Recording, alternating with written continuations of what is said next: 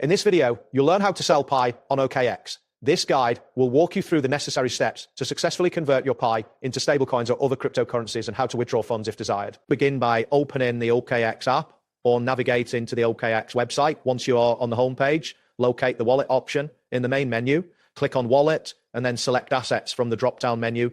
This will take you to your asset overview where you can check the current status of your Pi balance. Look for Pi in the list of assets displayed. If you see Pi listed with a balance, it means your Pi is already in your OKX account. If Pi is not present, you will need to deposit it. To do this, open your Pi wallet and find your OKX Pi address. Copy this address and return to your Pi wallet to initiate the transfer. This is essential to ensure you have Pi available for conversion. Once your Pi is deposited into your OKX account, the next step is to convert it to a stablecoin or another cryptocurrency.